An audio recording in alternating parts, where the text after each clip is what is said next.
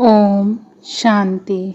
आज 18 जुलाई 1971 के अव्यक्त महावाक्य हैं। टाइटल है विल पावर और कंट्रोलिंग पावर। अपने अंदर विल पावर और कंट्रोलिंग पावर दोनों ही पावर्स का अनुभव करते हो, क्योंकि अपने पुरुषार्थ के लिए व अन्य आत्माओं की उन्नति के लिए यह दोनों ही पावर्स अति आवश्यक हैं। अगर अपने में ही कंट्रोलिंग पावर और विल पावर नहीं है तो औरों को भी विल कराने की शक्ति नहीं आ सकती। औरों की जो व्यर्थ संकल्प व व्यर्थ चलन अभी तक रहती है वो कंट्रोल नहीं करा सकते हैं। विल पावर नहीं रहती। विल पावर अर्थात जो भी कुछ किया संकल्प, वाणी द्वारा व कर्म द्वारा वह सभी बाप के आगे विल अर्थात अर्पण कर दें। जैसे भक्ति मार्ग में जो भी कुछ करते हैं, खाते हैं, चलते हैं तो कहने मात्र कहते हैं ईश्वर अर्पण। लेकिन यहाँ अभी समझते हैं कि जो भी किया यह कल्याणकारी बाप के कल्याण के कर्तव्य प्रति विल किया, तो जितना जितना जो कुछ है वह अर्पण करते जाएंगे तो अर्पण में दर्पण बन जाता है। जिसको अर्पण किया, जिसके प्रति अर्पण किया, वह साक्षात्कार ऐसे अर्पण से स्वतः ही सभी को होता है। तो अर्पण करके दर्पण बनने का पुरुषार्थ यह हुआ कि विल पावर चाहिए और दूसरा कंट्रोलिंग पावर चाहिए। जहाँ चाहे वहाँ अपने आप को अर्थात अपनी स्थिति को स्थित कर सकें। ऐसे नहीं कि बैठे अपनी स्थिति को स्थित करने के लिए बाप की याद में और उसके बजाय व्यर्थ संकल्प व डगमग स्थिति बन जाए। यह कंट्रोलिंग पावर नहीं है। 1 सेकंड से भी कम समय में अपने संकल्प को जहाँ चाहे वहाँ टिका सकें। अगर स्वयं की स्थिति को नहीं टिका सकेंगे तो औरों को आत्मिक स्थिति में कैसे टिका सकेंगे। इसलिए अपनी स्टेज और स्टेटस दोनों की स्मृति सदा रहे, तभी लक्ष्य की सिद्धि पा सकेंगे।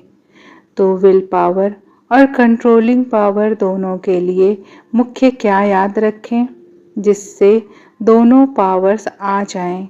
यह दोनों पावर्स के पुरुषार्थ का एक एक शब्द में ही साधन है।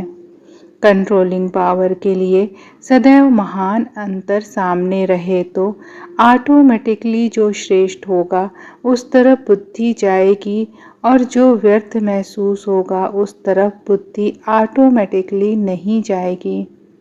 जो भी कर्म करते हो तो महान अंतर शुद्ध और अशुद्ध, सत्य और असत्य, स्मृति और विस्मृति में क्या अंतर है, व्यर्थ और समर्थ संकल्प में क्या अंतर है। सब बात में अगर महान अंतर करते जाओ तो दूसरे तरफ बुद्धि ऑटोमेटिकली कंट्रोल हो जाएगी। और विल पावर के लिए है महामंत्र। अगर महान अंतर है और महामंत्र यह दोनों ही याद रहें तो कभी बुद्धि को कंट्रोल करने के लिए मेहनत नहीं करनी पड़ेगी। यह सहज है। पहले चेक करो अर्थात अंत सोचो फिर कर्म करो। अंतर नहीं देखते, अलबेले चलते रहते, इसलिए कंट्रोलिंग पावर जो आनी चाहिए वह नहीं आती और महामंत्र से विल पावर ऑटोमेटिकली आ जाती है। क्योंकि महामंत्र है ही बाप की याद अर्थात बाप के साथ, बाप के कर्तव्य के साथ, बाप के गुणों के साथ तथा सदैव अपनी बुद्धि को स्थित करना। तो महामंत्र बुद्धि में रहने से अर्थात बुद्धि का कनेक्शन पावर हाउस से होने के कारण विल पावर आ जाती है। तो महामंत्र और महान अंतर यह दोनों याद रहें तो दोनों पावर्स सहज आ सकती हैं। महामंत्र और महान अंतर दोनों स्मृति में रख फिर ज्ञान का नेत्र चलाने से देखो सफलता कितनी होती है। जैसे सुनाया था ना, हंस का कर्तव्य क्या होता है, वह सदैव कंकड़ और रत्नों का महान अंतर करता है। तो ऐसे ही बुद्धि में सदैव महान अंतर याद रहे तो महामंत्र भी सहज याद आ जाएगा।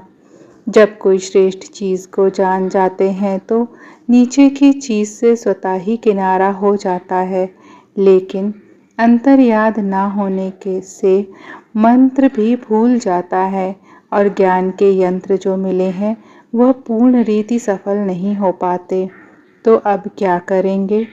सिर्फ 2 शब्द याद रखना है, हंस बनकर अंतर करते जाओ। समझा? जैसे बाप दादा के 3 मुख्य रूप हैं तो सर्व संबंध, फिर भी 3 संबंध मुख्य है ना। ऐसे ही सारे दिन के अंदर आपके भी मुख्य 3 रूप आपको याद रहना चाहिए। जैसे बाल अवस्था, युवा अवस्था और वृद्ध अवस्था होती है, फिर मृत्यु होती है। यह चक्र चलता है ना। तो सारे दिन में 3 रूप कौन से याद रहें, जिससे स्मृति भी सहज रहे और सफलता भी ज़्यादा हो। जैसे बाप के यह 3 रूप वर्णन करते हो, वैसे ही आपके 3 रूप कौन से हैं? सवेरे सवेरे अमृत वेले जब उठते हो और याद की यात्रा में रहते हो, वह रूह रूहान करते हो, तो उस समय का रूप कौन सा होता है? बालक सो मालिक। जब रूह रूहान करते हो तो बालक रूप याद रहता है ना, और जब याद की यात्रा का अनुभव रूप बन जाते हो तो मालिकपन का रूप होता है।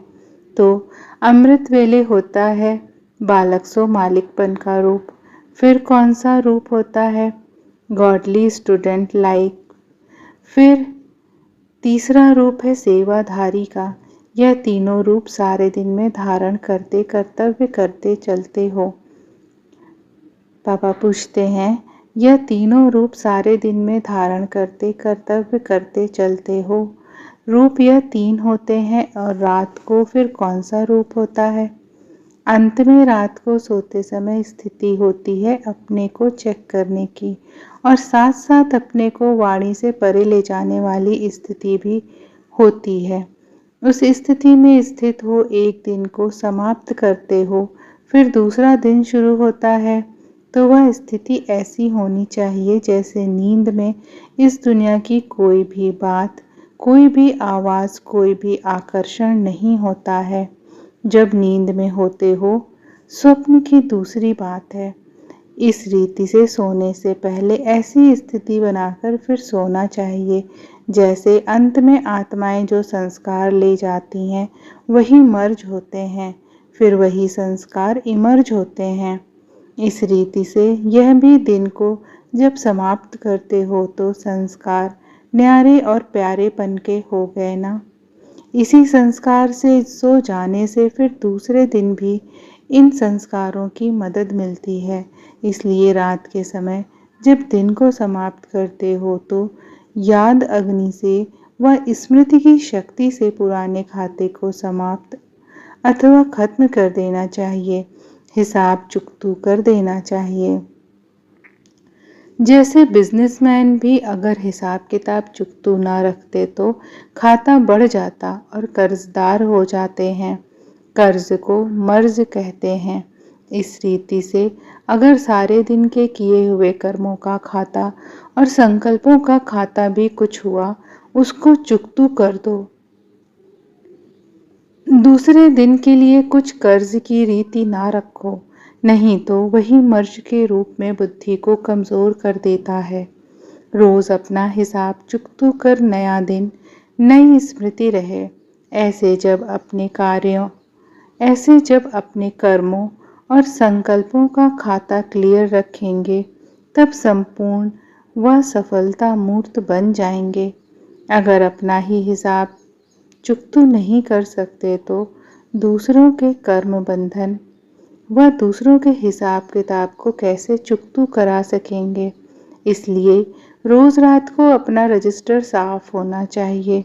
जो हुआ वह योग की अग्नि में भस्म करो। जैसे कांटों को भस्म कर नाम निशान गुम कर देते हो ना, इस रीति अपने नॉलेज की शक्ति और याद की शक्ति विल पावर और कंट्रोलिंग पावर से अपने रजिस्टर को रोज साफ रखना चाहिए। जमा ना हो। एक दिन के किए हुए व्यर्थ संकल्प व व्यर्थ कर्म की दूसरे दिन भी लकीर न रहे, अर्थात कर्जा नहीं रहना चाहिए। बीती सो बीती, फुल स्टॉप। ऐसे रजिस्टर साफ रखने वाले व हिसाब को चुकतू करने वाले सफलता मूर्त सहज बन सकते हैं। समझा? सारे दिन का चक्कर बनना है। स्वदर्शन चक्र के अंदर फिर यह एक दिन का चक्र। शुरू में ड्रिल करते थे तो चक्र के अंदर चक्र में जाते थे, फिर निकलते थे ना।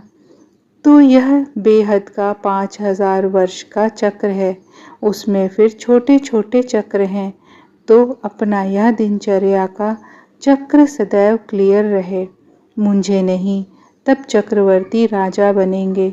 रजिस्टर साफ करना आता है ना? आजकल साइंस ने भी ऐसी इन्वेंशन की है जो लिखा हुआ सभी मिट जाए, जो मालूम ही न पड़े। तो क्या साइलेंस की शक्ति से अपने रजिस्टर को रोज साफ नहीं कर सकते हो? इसलिए कहा हुआ है कि बाप के प्रिय व प्रभु प्रिय व देवी लोक दोनों के प्रिय कौन बन सकते? सच्चाई और सफाई वाले प्रभु प्रिय भी हैं और लोकप्रिय भी हैं और अपने आप को भी प्रिय लगते हैं। सच्चाई सफाई को सभी पसंद करते हैं। रजिस्टर साफ रखना यह भी सफाई हुई ना? और सच्ची दिल पर साहब राजी हो जाता है, अर्थात हिम्मत और याद से मदद मिल जाती है। अच्छा, ओम शांति।